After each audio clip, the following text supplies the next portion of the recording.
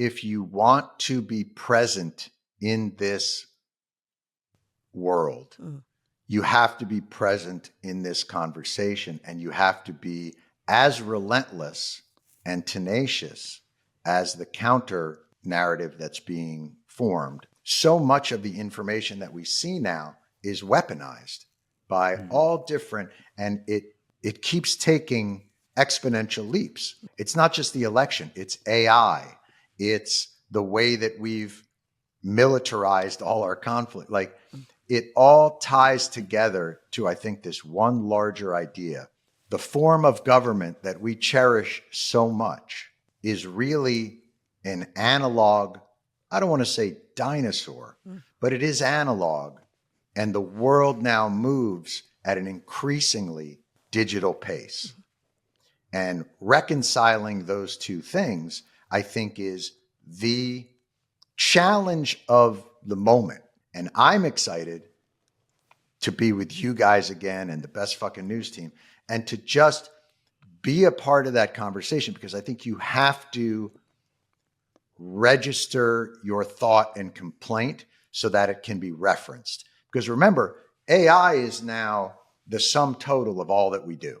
AI really is an information laundering system, a vacuum that takes up all the pieces of human information and then spits them back out in a sort of reconstituted form. If you want this world of the future to be informed by what you think is the right part of the present, you have to register it.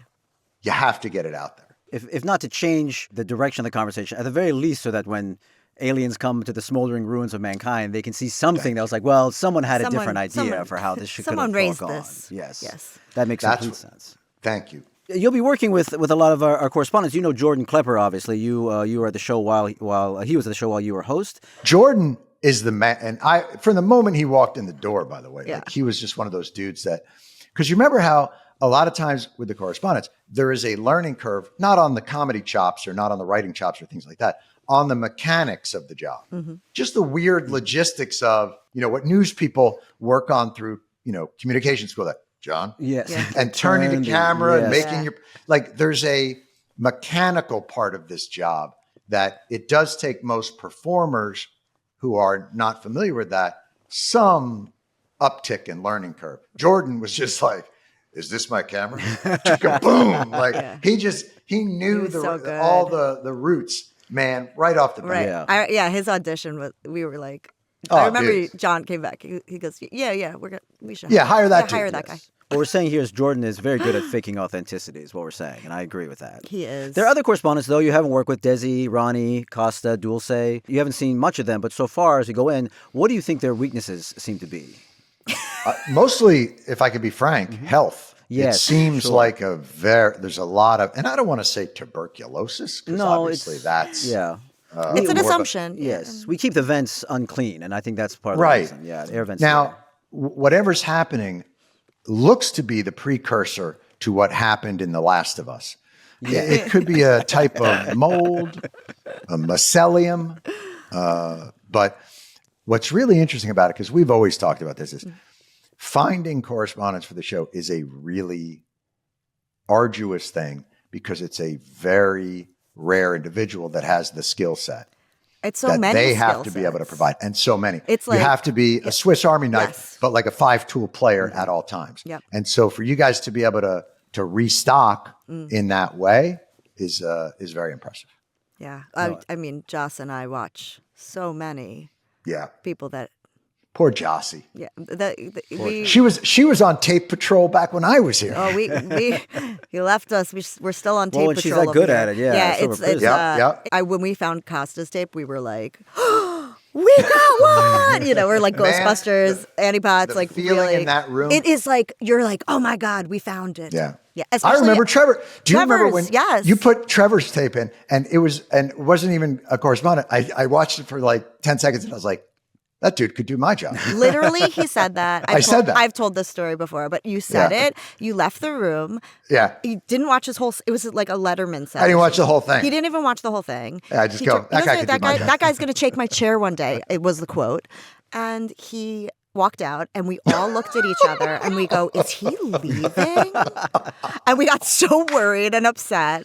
And then we were like, and then the story goes on from there. But it was like, when you find a good one, you're just like, oh, that's it. That's it. Jessica Williams. Oh, remember hers too? I was just like, I watched Jessica Williams tape and I was like, what? And it was one of those tapes, like it wasn't submitted by like an agent. Like it was one of those where you're like, is that filmed in someone's kitchen? Like, what is happening? Do you remember we plucked her from her parents' basement? I always say. Remember? Yes. She was like, but like, she was that's like a person like just is like a little bit of like that supernova energy, like just doesn't come around that often. Yeah. And so whenever we'd find somebody like that, we were always like, we are going to lose them to SNL. Immediately. No question. Michael Che. Remember when Michael Che was here for 3 weeks? I always say I was so happy that you did your on-camera summer internship with us for 3 months. That's so funny.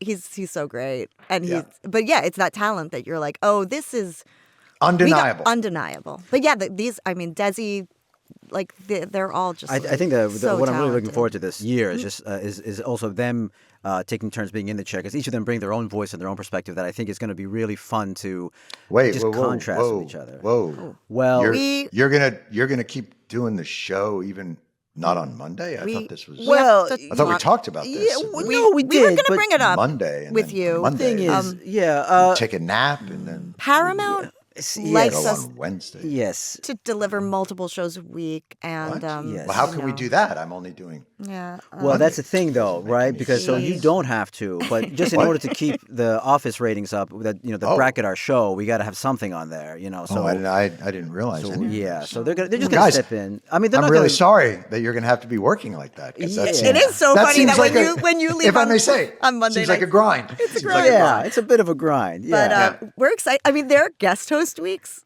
all of them were so funny, and it's just like I'm like so psyched to see them at the. But that was part of the thought process. And Jen and I had talked about this. The guest hosting thing, it was really fun. There was a lot of great people to do it. But when you're doing a show that is central as a point of view show, you are asking the staff to create a completely different show every week with a different point of view. And it's a really difficult ask. And I think part of kind of this reset that was part of it was, let's let the correspondents take that role and the staff and everybody can sort of calibrate around that sensibility.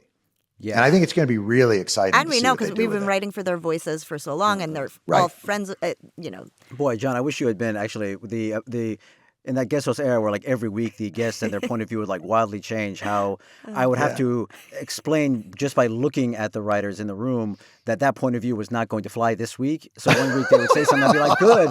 The next week they say something, I'd just be staring at them like, just trying to look while the guest host was I told you guys we are not going to fund Ukraine. I told you guys that. And the next week you're like, Ukraine, Slava Ukraine. The only thing standing between us and barbarism. So funny. Yeah, that was hard. A lot of whip. But it was really great. Some of them were show. Like you guys earned your stripes on that. Like that's a very high degree of difficulty. I think we had some fun people come through though. We've earned our organic gummies, I think, for this. I mean, we're the heroes. I did love like we are the Leslie heroes. Jones. Like what Leslie Jones was, it was like the energy that she brought and the perspective, like just pretty great. Joy. We pure joy. laughed so much. Like that studio was on fire. Yeah, it was. There was just a few people that were just so fun. Marlon was such a good time, and just fun to work with, and the respect that they had for the show and the desk because of you and Trevor. It's like they were so excited to do the show. It was really cool. Oh, that's nice. Yeah.